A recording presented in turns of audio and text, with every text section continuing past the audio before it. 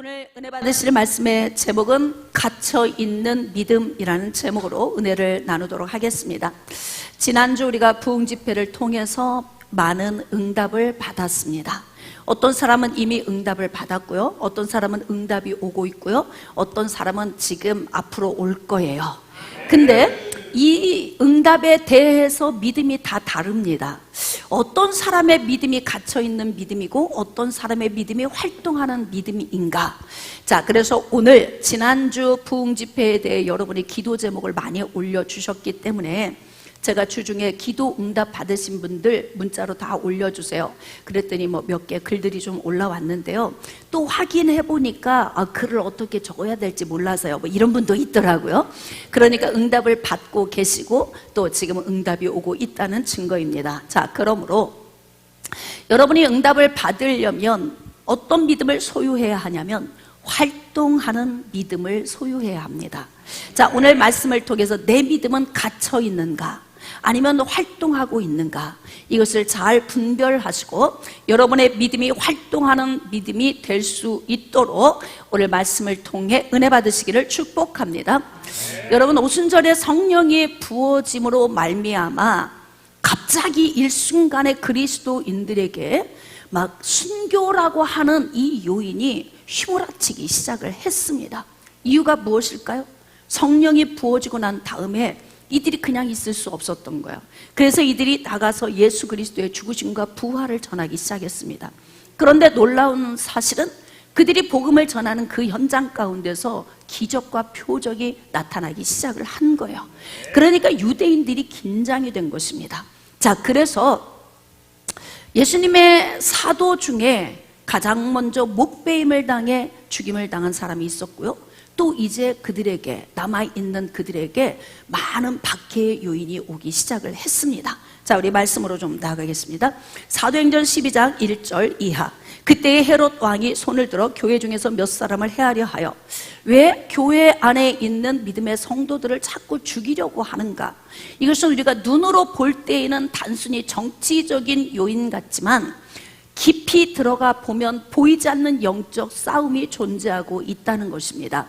여러분, 그래서 바울은 에베소서 6장 12절에 이렇게 기록하고 있어요. 우리의 씨름은 혈과 육을 상대하는 것이 아니라. 그러면 어떻게 싸우는 거예요? 통치자들, 권세자들, 어둠의 세상 주관자들, 하늘에 있는 악의 영들과 상대해서 싸우는 것이다, 이렇게 기록하고 있습니다. 그러니까 우리가 모든 하나님의 기록된 말씀을 볼 때에는 가장 먼저는 현실적으로 우리가 봐야 되고, 그리고 현실에서 더 깊이 들어가서 영적인 요인들을 볼 수 있어야 하는 거예요. 지금 헤롯이 교회 안에 있는 사람들을 죽이려고 지금 계획을 하고 있어요. 그 배후에는 어둠이 도사리고 있는 거죠. 왜냐하면 예수 그리스도가 오셔서 마귀의 머리를 깨뜨려 버리셨잖아요. 그러니까 이들이 막 분노가 일어나고 있는 거예요. 어둠의 영역에서는 어떻게 해서든지 복음 전파를 막아야 하고, 성령의 능력 안에 가는 곳마다 기적과 표적을 나타내는 자들을 자꾸 없애야만이, 그래야 예수님 오실 날이 더디 오겠구나, 이런 그 두려움에 의하여서 영적인 공격이 부어지고 있는 거예요. 자, 이제 헤롯 왕이 교회 안에 있는 사람들을 죽이려고 해요. 자, 그런데 2절, 요한의 형제 야고보를 먼저 칼로 죽인 거예요. 예수님의 제자 중에 가장 먼저 순교당한 사람이 바로 누구냐면은 요한의 형제 야고보입니다. 이는 참수당했습니다. 근데 그가 죽을 때 어떤 환경이 주어졌냐면, 여기 보니까 유대인들이 이 일을 그렇게 기뻐했대. 그러니까 지금 이 일이 벌어진 우리가 환경적인 요인을 보자면 아마 야고보는 큰 광장에서 죽임을 당했을 거예요. 그리고 그 광장에는 유대인들로 가득 채워져 있을 겁니다. 근데 유대인들이 흥분하는 거예요. 야고보가 목베임 당하여 죽는 모습을 보면서 박수치고 환호치고 난리가 났습니다. 너무 기뻐하는 거예요. 이유가 무엇일까요? 여러분, 예수 그리스도가 오셔서 복음을 전하기 이전까지에는 전부 모든 사람들이 다 유대 율법주의자들이었어요. 그런데 복음이 증거되면서부터 사람들이 유턴해서 그리스도인이 되기 시작을 한 거예요. 그러니까 유대인들은 자꾸 자기의 사람들을 빼앗기기 시작하기 때문에 긴장이 되는 거죠. 여러분, 베드로가 설교할 때 3,000명, 5,000명씩 개종해서 그리스도인이 되는 거야. 그러니까 유대인들이 긴장될 수밖에 없죠. 자, 그런데 정치적 요인으로 헤롯이 이제 그리스도인들을 하나둘씩 죽이기 시작하는 거예요. 왜? 유대인들에게 인기를 얻어야 돼. 그래야 정치적으로 좀 더 자기가 더 이렇게 위상이 높아질 수 있는 거죠. 그래서 야고보를 광장에서 칼로 목을 베어 죽게 한 거예요. 자, 그런데 그 영향력으로 인하여서 교회는 이제 긴장감이 감돌고 있는 거죠. 자, 그리고 난 다음 중요한 것은 너무 유대인들이 기뻐하고 흥분을 하니까 헤롯이 계속 그리스도인을 잡아다 죽이려고 하는 계획을 가졌던 거예요. 자, 그래서 그 다음 차례가 누가 되었습니까? 바로 베드로 차례가 온 거예요. 유대인들이 이 일을 기뻐하는 것을 보고 베드로도 잡으려 할세 기간은 무교절 기간이라 이렇게 기록되어 있어요.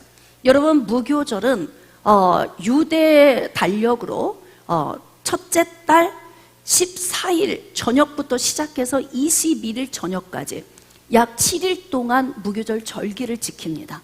이것을 이제 유월절 절기라고 하기도 해요. 근데 유월절이 시작되는 날이 무교절이 같이 시작이 되고, 그러면서 7일 동안 무교병을 먹으면서 애굽에서 가나안 땅으로 올 때 출애굽의 사건을 이들이 이제 기억을 하면서 하나님께 감사하는 거예요. 자, 그런데 무교절 기간인데 베드로가 잡힌 거예요. 왜 무교절 기간을 선택을 했을까요? 헤롯은 더 많은 유대인들이 보는 과정 속에서 이 일을 행하고 싶었던 거예요. 왜? 각기 흩어져 있던 유대인, 즉 디아스포라들이 절기를 지키러 옵니다. 유대인의 큰 절기 3개, 오순절, 장막절, 유월절. 이 3대 절기 가운데서 유월절 절기가 굉장히 큰 절기예요. 그러니까 각지 흩어져 살고 있던 유대인들이 예루살렘으로 모이기 시작하는 이 절기예요. 그러니까 정치적 효과를 굉장히 많이 얻을 수 있다, 이렇게 생각을 한 거죠. 그래서 무교절 절기를 통해서 자기의 목적을 이루고자 했던 거예요. 자, 이제 베드로가 잡혔습니다. 그가 옥에 갇혔습니다. 잡음에 옥에 가두어 군인 내식인 내 배에게 맡겨 지키고 유월절 후에 백성 앞에 끌어내고자 한지라. 언제?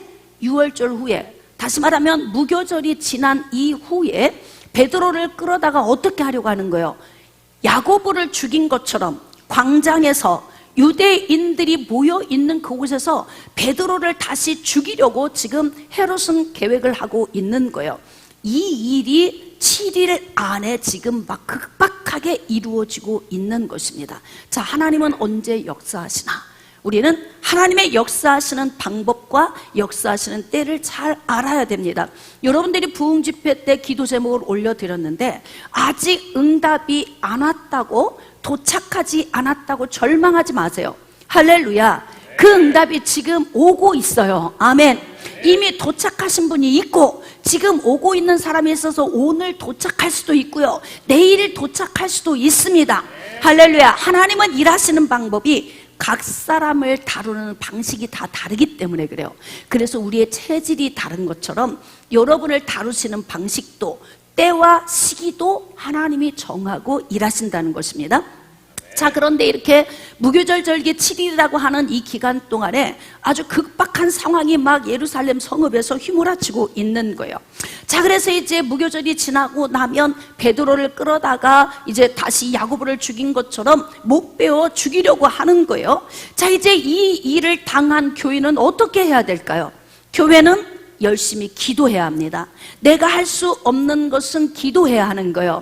내가 할 수 있는 일은 열심히 내가 해야 하고, 내가 할 수 없는 일은 하나님께 구하고 도움을 요청하면서 기도하는 거예요. 자, 초대교회 성도들이 열심히 기도했어요. 5절. 이에 베드로는 옥에 갇혔고 교회는 그를 위하여 간절히 하나님께 기도하더라. 자, 이들 한번 보겠습니다. 야고보가 목베임 당하는 것을 봤어요.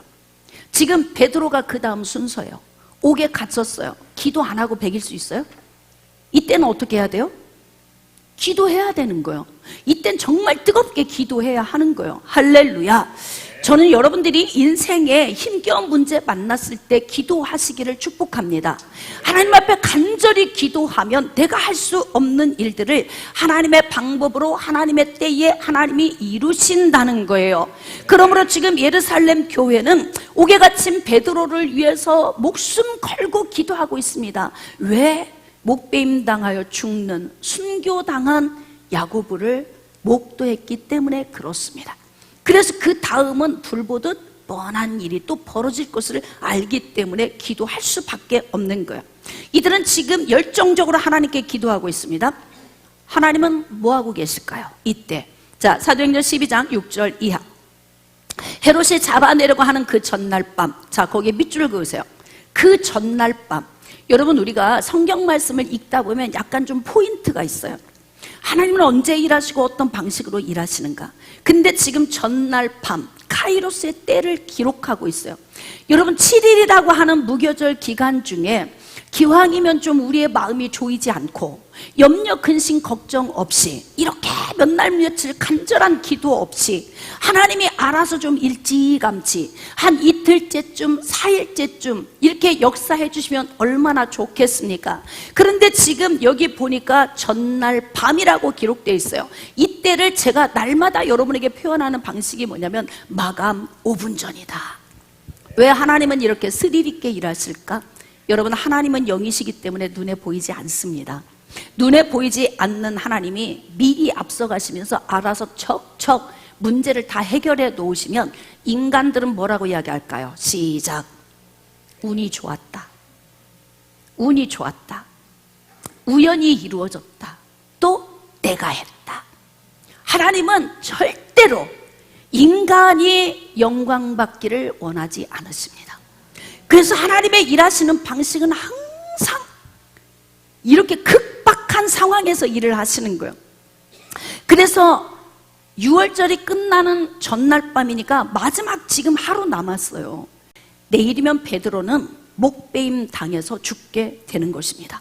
자, 그런데 이때 하나님은 어떻게 역사를 하시는가? 베드로가 두 군인 틈에서 두 쇠사슬에 매어 누워 자는데 파수꾼이 문 밖에서 옥을 지키더니 호련히 주의 사자가 나타났어요. 언제 나타났어요? 전날 밤. 내일이면 죽어요. 아침이면 끌려 나가서 목베임 당해서 죽게 됩니다. 그런데 그 전날 밤에 호련히 주의 사자가 나타나신 거예요. 그래서 옥중에 광채가 빛나고 베드로의 옆구리를 쳐서 베드로야, 베드로야 깨우는 거예요. 그리고 급히 일어나라고 명령합니다. 그런데 그때 어떤 능력이 나타나냐면 그의 손에 묶여있는 쇠사슬이 사르르 풀어지는 거예요. 여러분 하나님의 성령이 역사하시면요 우리를 묶고 있던 요인이 풀립니다.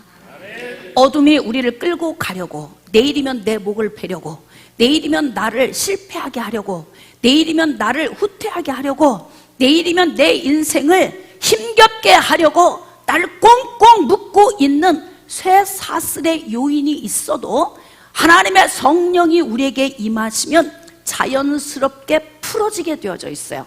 빌립보 감옥에서 늦은 밤 많이 배를 맞고 고통스러움에도 불구하고 복음 전하다가 붙들려서 감옥에 갇혔어요. 그런데 한밤중에 바울과 실라가 하나님 앞에 찬양하기 시작해요. 바울과 실라가 기도하면서 찬양하는데요 그 밤에 놀라운 일이 벌어지는 거예요. 진동합니다. 옥토가 움직입니다. 모든 사람의 메인 것이 풀어집니다. 여러분 하나님의 성령이 임하시면 이러한 역사를 나타내 주십니다. 그러므로 여러분의 인생의 삶 가운데에도 이렇게 묶여 있는 것이 풀어지는 역사가 있으시기를 주님의 이름으로 축복합니다. 여러분 지금 베드로가 옥에 갇혔는데 하나님이 오셔서 계속 역사하시는 거예요. 이유가 무엇일까요? 한번 우리 고민해 봅시다. 교회가 열심히 기도했기 때문에 이렇게 생각할 수 있어요. 그래서 성경은 한 절만 읽고 해석하는 건 위험한 거예요.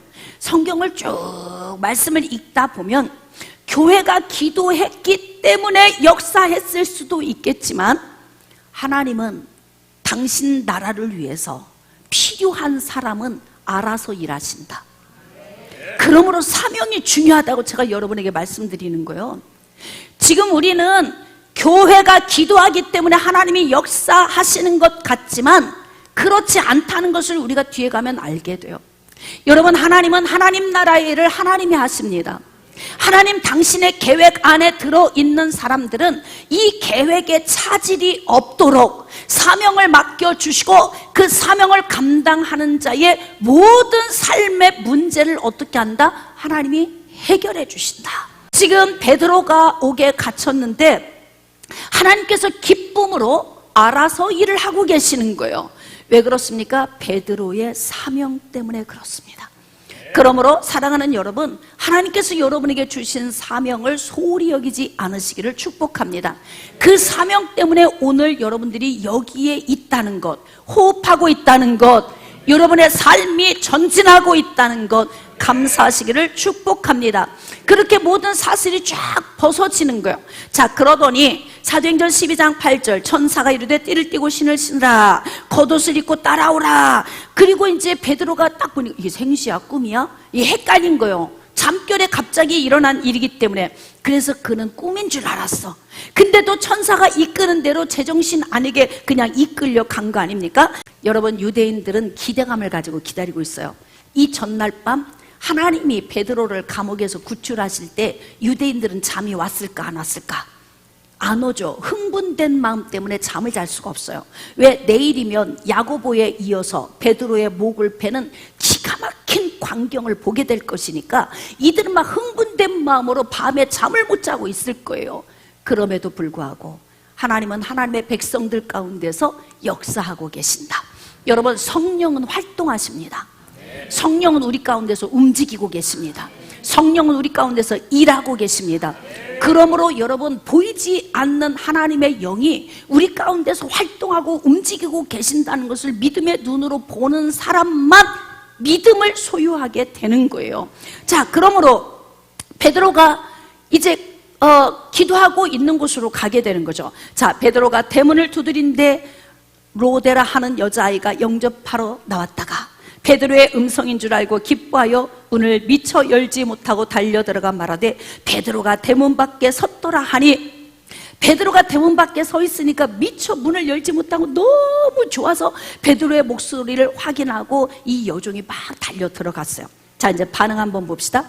15절 너무 중요해요. 우리 한 목소리로 사도행전 12장 15절 같이 합독합시다. 시작.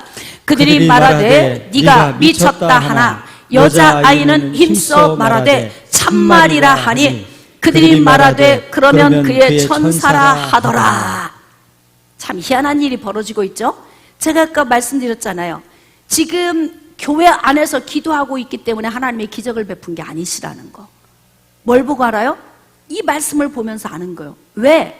이들의 믿음은 뜨겁게 기도는 했어. 뜨겁게 기도를 하기는 했는데 하나님의 역사하심까지는 기대하지 않았어요. 여종보다 못한 믿음을 소유하고 있어요. 왜 이런 믿음을 소유할까? 저는 이 믿음을 오늘 갇혀있는 믿음이라고 표현을 해봤습니다. 여러분, 그리스도인에게 언제 믿음이 옵니까? 성령으로 세례가 부어질 때 믿음이 오는 거예요. 에베소서 2장 8절 말씀에 너희가 그 은혜로 인하여 믿음으로 말미암아 구원을 얻었나니 이것이 너에게서 난 것이 아니요 하나님의 선물이라 그래요. 하나님의 성령이 창세 전에 하나님이 택하신 그 백성에게 오시는 거예요.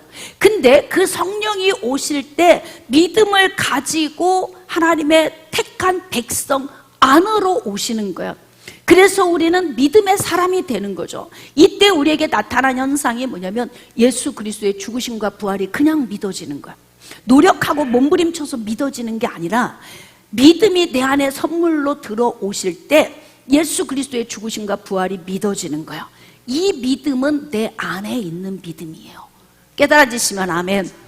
자, 이제 예수 그리스도의 죽으심과 부활이 믿어지는 이 믿음이 삶 속에서 응답을 받고 능력을 나타내려면 어떻게 해야 되냐면 이 믿음이 안에서 나타나야 되는 거예요. 활동하는 믿음이 되어야 되는 겁니다. 이 믿음이 갇혀 있으면 우리의 삶 속에서 응답받는 일은 어려울 거예요. 그러므로 여러분, 우리의 믿음이 어떻게 돼야 되냐면 갇혀있는 믿음에서 활동하는 믿음으로 바뀌어져야 된다는 거예요. 근데 지금 이들의 기도하는 모습을 보니까 열심히 뜨겁게 기도는 해요. 그런데 기대감은 없어요. 이 믿음은 어떤 믿음 같아요? 갇혀있는 믿음이에요. 왜 이들의 기도가 이럴 수밖에 없느냐? 여러분, 활동하는 믿음이 내 안에서 나와서 이 믿음이 움직이면 인생의 삶에서 많은 응답을 받게 되는 거예요. 여러분들이 부흥 집회를 했는데 어떤 사람은 응답을 받았다, 어떤 사람은 응답을 받지 않았다. 왜 저한테는 안 오는지 모르겠어요. 이런 분도 있어요. 이미 응답이 왔는데도 응답인지 모르고 있는 사람도 있고요. 내 속에서 믿음이 긴가민가 이런 믿음을 가지고 있는 사람들도 있어요. 나는 어떤 믿음의 소유자인가 한번 잘 생각해 보세요. 대개 예수 그리스도의 죽으심과 부활이 믿어지니까 기도하는 거예요. 이해가 되십니까? 지금 예루살렘 교회가 기도했던 건 예수 그리스도의 죽으심과 부활을 목도했거든요. 그러므로 지금 이들은 기도하고 있는 거예요. 그런데 중요한 건 이 모습 한번 볼까요? 그들이 말하되 네가 미쳤다. 어떻게 착고에 지금 붙들려 있는 베드로가 나올 수도 있느냐? 그럼 뭐 하려고 기도해? 여러분이 생각할 때 그럴 수 있잖아요. 어디 조금 아픈 건 그래 기도하면 할 수 있어. 그런데 큰 병은 하나님이 어떻게 하실까? 이런 생각 여러분 하실 수 있잖아요. 내 생각 안에서 갇혀 있어. 뭐가 갇혀 있기 때문에? 믿음이 갇혀 있기 때문에 그런 거예요. 그래서 내 생각으로 생각할 때 이건 이루어질 수 있는 일이 아니야. 그러니까 미쳤어. 여자아이는 힘써 말하되 아닙니다. 진짜예요. 제가 베드로의 음성을 진짜 들었는데 진짜 베드로의 소리였어요. 근데 이 말이 먹혀요, 안 먹혀요? 안 먹혀. 그럼 뭐라고 하느냐? 그들이 말하되 그러면 그의 천사야. 이렇게 이야기하는 거예요. 그러면 이들이 지금 며칠을 기도했잖아요. 베드로가 옥에 갇혔고 이제 무교절이 끝나고 6월절 다음 날이면은 베드로는 목베임을 당하게 될 거예요. 그러니까 며칠이라고 하는 시간 동안 베드로가 옥에 갇힌 이후부터 이들은 기도를 했는데 어떤 마음으로 기도를 했냐면 그냥 뭐 착고에서 풀려 나올 것까지 여기까지는 기대를 안 한 거예요. 그리고 어디까지 기대를 한 거예요? 어디까지였을까요? 그냥 안 죽게만 해주세요. 순교 안 당하게만 해주세요. 그러면 순교 당하지 않으려면 어떻게 해야 돼요? 그 밤에 하나님이 오셔서 역사를 나타내시고 옥문을 여시고 착고에서 그를 건져내어서 안전지대로 끌어내야 그가 살아나는 거 아닙니까? 여러분 생각해보세요. 내 몸에 지금 암병이 있어. 근데 이 암병을 위해서 기도해요. 하나님, 제 암병을 치료해 주세요 라고 기도를 하면 여러분, 하나님은 못하시는 것이 없으시고 모든 걸 다 하실 수 있는 분이기 때문에 암병도 하실 것이다. 이렇게 기대감을 가지고 기도를 해야 되는데 내가 지금 암병을 놓고 기도하긴 하지만 난 지금 가장 중한 병에 걸렸어. 이걸 하나님이 어떻게 하실까? 라고 하는 이런 마음에 의심을 가질 수 있어요. 왜 그런 의심을 갖느냐? 믿음이 갇혀 있어서 그래. 예수 그리스도의 죽으심과 부활은 믿어지지만 이 믿음이 활동하도록 여러분이 충만한 은혜 가운데 나가서 이 믿음이 막 움직여야 되는데 이 믿음이 움직이지를 못하는 거예요. 제가 그래서 여러분이 부흥 집회 가운데 기도 제목 올렸잖아요. 근데 이 기도 제목을 주보에 제가 다 요약을 해서 정리해서 올렸어요. 왜? 중보기도 하라고. 근데 응답받은 것을 제가 올려야 될 필요가 없잖아요. 그래서 제가 단톡방에 올렸단 말이에요. 응답받으신 분들 올려주세요. 그때 제일 먼저 전화가 여성교회 회장님한테 온 거예요. 목사님, 저희 아파트를 지금 매매로 내놨는데요, 아무도 오는 사람이 없대. 한 사람한테도 연락이 안 왔다는 거예요. 그런데 부흥 집회 끝나고 연락이 온 거야. 그래서 해결을 받은 거예요. 할렐루야. 믿음이 활동하고 움직이면 믿음이 이깁니다. 믿음이 이깁니다. 믿음이 이루십니다. 믿음을 통해 역사하십니다. 그러므로 내 안에 갇혀있는 믿음이 활동하도록 더 강력한 믿음의 은혜로 우리가 살아가야 한다는 거예요. 그뿐만이 아니라 여러분 치료받고 회복하신 분들이 많이 있어요. 제가 일일이 다 언급할 수 없지만 이미 응답 받으신 분이 있고 오늘 응답 오시는 분이 있어요. 내일 도착할 분들도 있어요. 저는 오늘 여러분의 믿음이 활동하는 믿음이 되기를 주님의 이름으로 축복합니다. 자, 사도행전 12장 16절 이하. 베드로가 문 두드리기를 그치지 아니하니 그들이 문을 열어 베드로를 보고 화들짝 놀라는 거예요.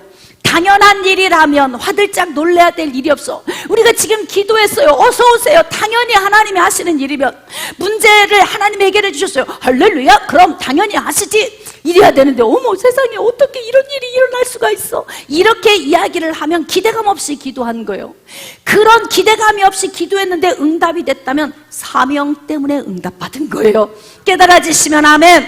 그러니까 사명이라도 감당하시던지 아니면 활동하는 믿음을 소유하시든지 둘 중에 하나라도 여러분이 소유하시기를 축복합니다.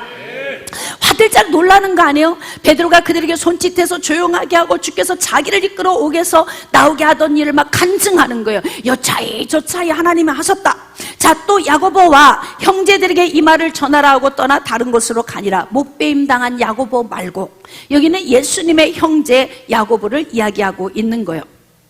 자, 그러면 이렇게 이제 베드로가 유유히 하나님의 은혜 안에 건짐받고 다음 사명을 위해서 베드로는 떠났단 말이에요. 그러면 이 순간 고민되는 사람이 있어야 돼요. 여러분 왠지 마음이 평안하지 않을 때 있죠. 어머 저 사람 믿음은 저렇게 강한데 나는 왜 그래? 이렇게 마음이 평안하지 않을 때가 있어요. 여러분 지금 이들은 어떤 고민을 해야 하냐면 하나님이 하신 일에 대해서 고민해야 돼요. 그럼 우리는 지금까지 무슨 기도를 한 거야? 우리에게 나타나는 이 현상은 뭐야? 지금 로데라고 하는 그 여종에게 미쳐서 이렇게 말했고, 그럼 그의 천사이겠지. 이런 일은 일어날 수가 없어. 실컷 기도해놓고 이런 일은 일어날 수 없다고 생각했던 이들이 이때부터 마음에 눌림이 와야 맞습니다. 마음에 눌림이 와야 맞아요. 여러분이 부흥집회 때 기도 제목을 올려드렸고, 그리고 그것을 놓고 기도를 했는데 응답을 받으신 분이 있고 응답을 아직 안 받은 분이 있어요. 여러분 모든 것은 때가 있어. 하나님이 하실 걸 믿으시면 아멘. 그러므로 이제 우리는 어떤 믿음을 소유해야 되냐면, 예루살렘 교회에서 기도했던 이들의 믿음을 소유하면 항상 이런 반응이 되는 거예요. 미쳤어. 네가 미쳤나 봐. 어떻게 그런 일이 있을 수 있어? 암병을 고쳤다고? 에이 설마 우연이겠지. 어떻게 하다가 자연치유 됐겠지. 여러분 세상 사람들은 자연치유라고 해요. 자연치유. 좋은 음식을 먹고 좋은 공기를 마시면서 좋은 물을 먹으면 몸이 자연치유된다. 물론 자연치유되기도 하지요. 그러나 우리가 예수 그리스도 안에 살면서 하나님께 기도했는데 하나님이 고쳐주신 많은 사례들이 있어요. 이것을 우연이다? 아니면 운이 좋았다? 아니면 자연치유됐다? 이렇게 생각할 수도 있을 거예요. 제가 가끔 성도들이 얘기를 이렇게 하는 얘기를 제가 들어보면요, 하나님이 하신 일을 모르는구나 이럴 때가 있어. 저걸 하나님이 하신 일인데 목사님 제가요 어떻게 했더니요, 뭐 약을 먹었더니요, 어떻게 운동요법을 했더니요, 무엇을 했더니요 좋아졌어요, 이렇게 말할 때가 있어요. 그러면 제 속에서 어떤 생각이 드냐면 서운한 생각이 와요. 누구의 생각이에요? 하나님의 생각이지. 아이고 고쳐줘도 이렇게 늘 엉뚱한 얘기만 하니 참 내 백성들이 어리석도다. 하나님이 그러실 거예요. 그래서 우리는 매사에 어떻게 해야 되느냐, 하나님께 영광을 올려드려야 됩니다. 자, 오늘 여러분이 아직 응답이 안 왔다면 응답받기 원하시면 아멘. 자, 그렇다면 어떻게 하면 응답을 받을 수 있는지 그 요인을 오늘 알아야 하는 거예요. 자, 이제 예루살렘 교인은 고민해야 됩니다. 우리의 믿음은 어떤 믿음이었나? 갇혀있는 믿음이었구나.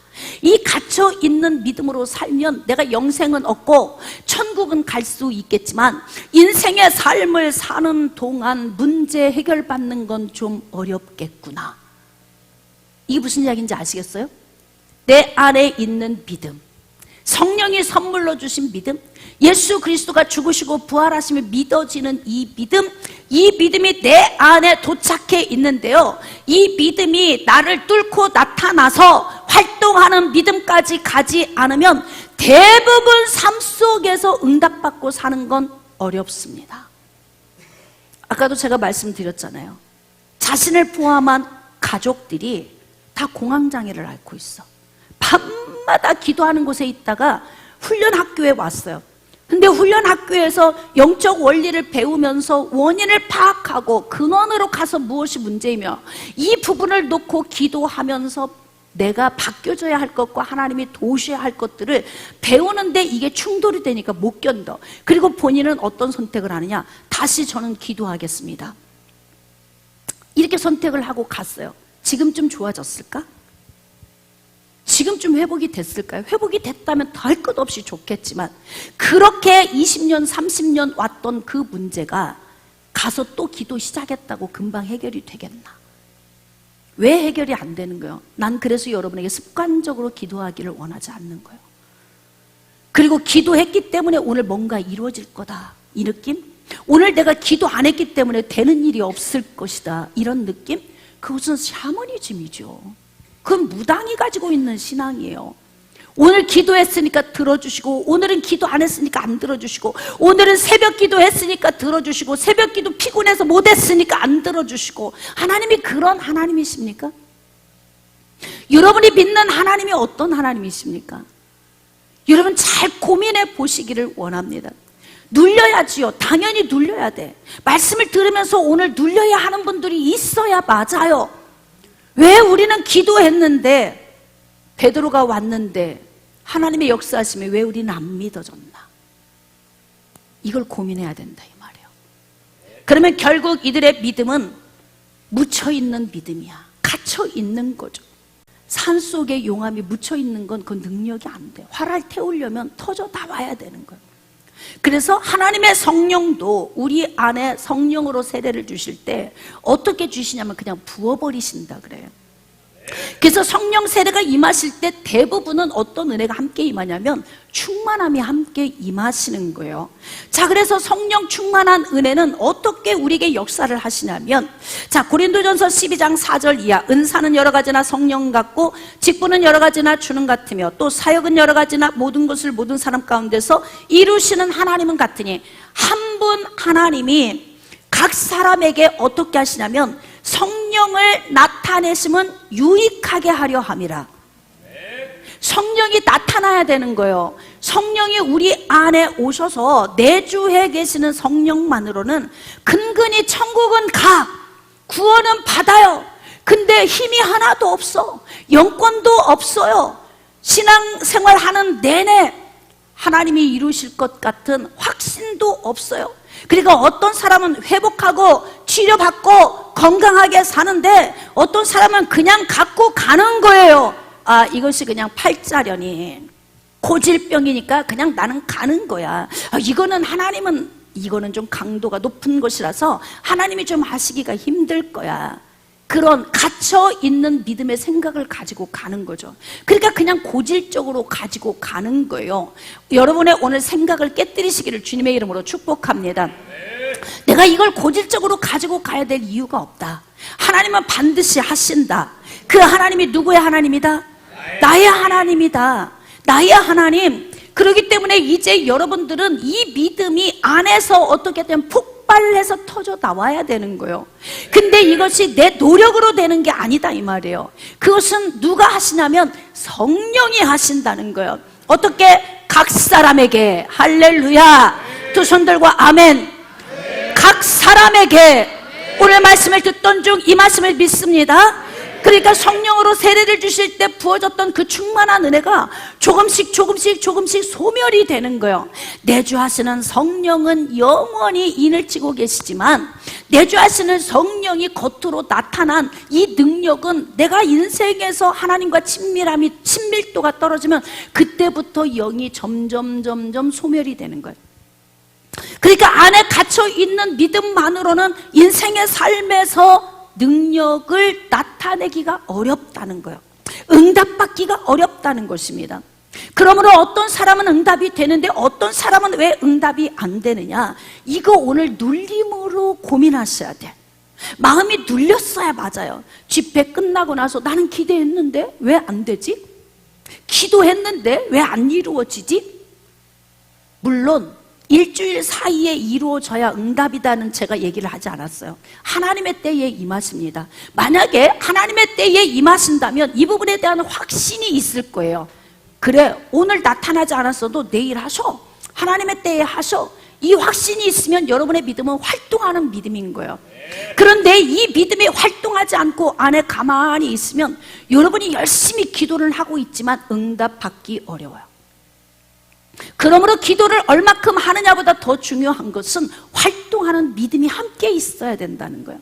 하나님의 성령이 각 사람에게 부어집니다. 각 사람에게 부어지는 이유는 뭐냐면 유익하게 하려 함이라 그래요. 하나님의 성령이 부으셔서 가장 먼저는 예수 안에 있는 내 자신을 유익하게 하는 거예요. 나는 교회잖아요.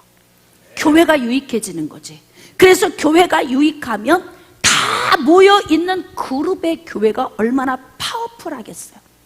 그래서 하나님이 세우신 교회가 덕을 세우고 유익하게 하기 위해서 하나님이 부어주시는 거예요. 자, 그 다음 성령의 충만함을 부어주신 건 뭐냐면 여러분 각자 각 사람에게 부어주셔서 각자 자기 믿음으로 인생의 삶에서 응답받고 살라고 유익하게 되라고 하나님이 부어주시는 거예요. 할렐루야. 근데 하나님이 그 부어주실 때 어떤 은혜가 있냐면 이 활동하는 믿음은 바로 나타난 믿음이에요. 그런데 여기 보니까 각 사람에게 성령을 나타내심은 안에 있는 성령이 밖으로 나오신다는 거예요. 깨달아지시면 아멘.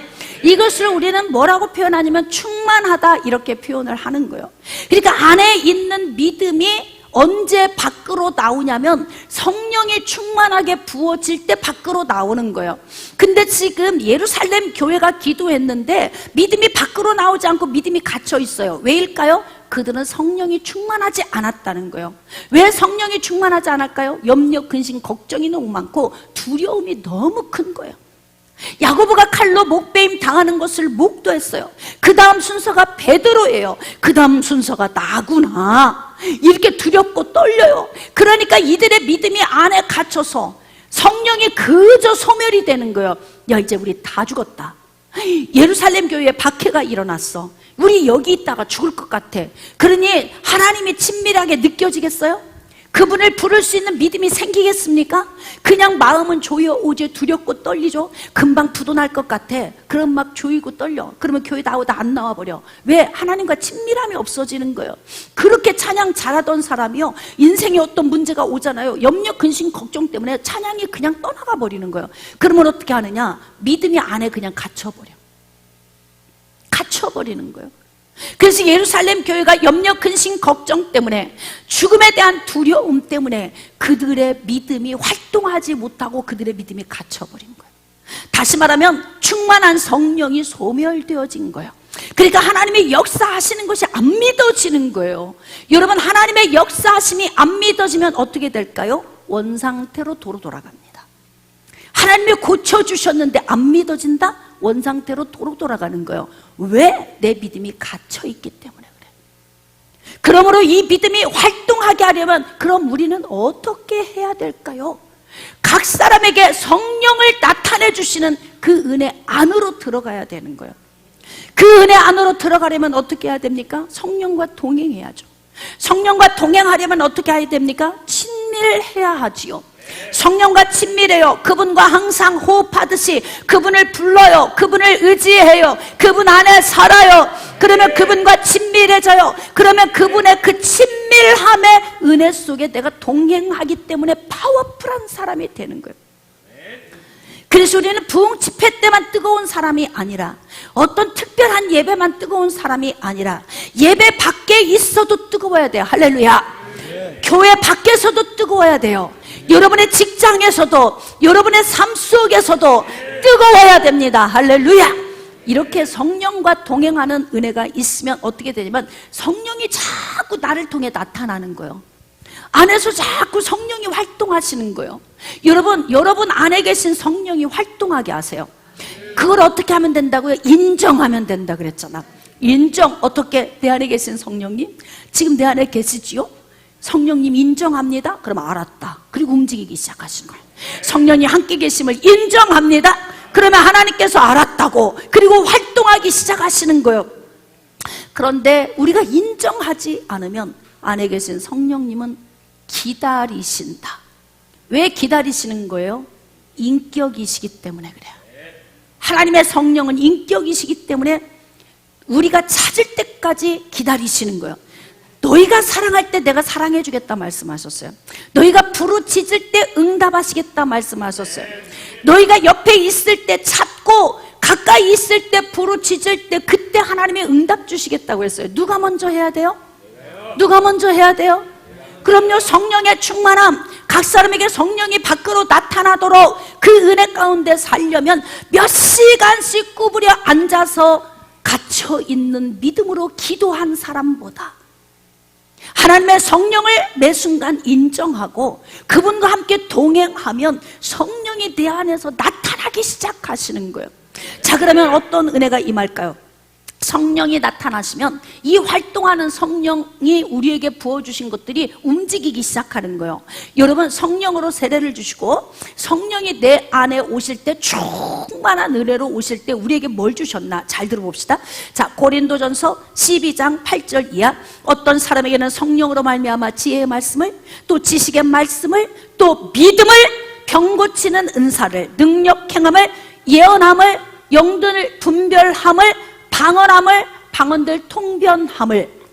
이게 성령이 충만하게 부어질 때 각 사람에게 분량만큼 이 안에 와 있어요. 그러면 어떻게 되냐면 성령이 나를 통해 나타나면, 즉 내가 성령을 인정할 때마다 성령이 나를 통해 나타나기 시작해요. 그러면 내 안에 있는 이러한 주어진 은사적 요인들이 움직이고 활동하기 시작하는 거예요. 그러면 오늘 특별히 믿음에 관해서 우리가 지금 이야기를 하고 있으니까 여기 보면은 믿음이 있어. 믿음. 근데 이 믿음은 어떤 믿음을 말하냐면 활동하는 믿음, 움직이는 믿음, 역사하게 하는 믿음, 그 믿음을 말하는 거예요. 그러니까 결국 예수 그리스도의 죽으심과 부활이 믿어지는, 성령이 인쳐질 때 주어진 이 믿음이 어떻게 해야 되냐? 충만하면 활동하기 시작한다. 그래서 삶 속에서 응답받을 수 있는 파워가 되어진다. 할렐루야. 그러므로 이 갇혀있는 믿음이 활동하는 믿음이 되도록 해야 비로소 우리는 응답을 받게 되는 것입니다. 그러므로 예루살렘 교회가 기도했는데 응답이 왔잖아요. 그럼 목사님, 그들은 지금 갇혀있는 믿음인데 왜 응답을 받았습니까? 이렇게 궁금해져야 맞아요. 사명 때문에 일하신 거예요. 그러면 이들의 기도는 필요 없냐? 당연히 기도해야죠. 열심히 해야 합니다. 밤마다 기도를 하더라도 어떤 기도를 해야 되느냐? 활동하는 믿음과 함께 기도를 해야 되는 거예요. 근데 활동하는 믿음이 아닌 갇혀있는 믿음으로 하루에 몇 시간씩 기도해도 절대 응답이 안 온다. 응답이 안 온다. 그러니까 여러분들이 어떤 사람은 응답을 받았고 응답을 받았는데 도로 안 좋아지는 것, 또는 응답이 지금 오고 있는 것, 여러 유형의 것들을 우리가 알 수가 있지만, 사랑하는 여러분, 말씀을 좀 정리를 하도록 하겠습니다. 여러분, 갇혀있는 믿음으로는 인생의 삶의 문제 해결받는 거 쉽지 않습니다. 병든 몸이 치료받는 것, 문제 해결받는 것, 자녀들의 문제가 형통해지는 것, 우리 인생의 삶의 모든 것이 형통해지려면 우리의 믿음이 어떻게 되냐면 갇혀있지 않고 밖으로 나와야 돼. 그래서 이 믿음이 움직여야 돼요. 이 믿음이 활동해야 하는 것입니다. 자, 그렇게 하려면 어떻게 해야 됩니까? 충만한 은혜를 얻어야 됩니다. 자, 그러면 결론, 충만한 은혜를 얻기 위해서 우리는 성령 충만받기 위해 어떻게 해야 되느냐? 여러분, 성령 세례를 처음 받을 때 충만이 오거든요. 근데 이 충만은 항상 우리가 다시 재충만 받을 수 있는 은혜가 있어요. 그것은 어떻게 출발이 됩니까? 인정할 때 재충만이 부어집니다. 지금 죽음의 위기가 오니까 두렵고 떨리고 문제를 크게 보니까 하나님이 안 보여. 그러니까 그들의 믿음이 밖에서 활동하다 안으로 쑥 들어가. 그래서 쑥 들어간 믿음이 그냥 굳어가고 이렇게 막 움직이지 않는 거예요. 굳어서 움직이지 않으니, 그러니 베드로를 통해 역사하신 하나님의 역사를 미쳤다. 그럼 하나님의 천사겠지, 이렇게 말하는 거죠. 그럼 생각해 보세요. 아니, 그 고침받은 거, 그 미친 거 아니야? 그 우연이 된 거야. 이런 사람이 기적의 주인공 될 수 있겠어요? 기적의 주인공이 될 수가 없죠. 그러므로 사랑하는 여러분, 아직 여러분의 믿음이 갇혀 있어서 지금 하나님의 응답이 오고 있는데 이 응답을 하나님이 들고 이게 좀 활동할 때 부어주시려고 기다리고 계신지도 모르겠어요. 아멘. 오늘 여러분의 믿음이 활동하면 오늘 응답 받습니다. 내일 활동하면 내일 올 거예요. 어째 오늘 활동하실래요? 내일 활동하실래요? 오늘 응답 받으실래요? 내일 응답 받으실래요?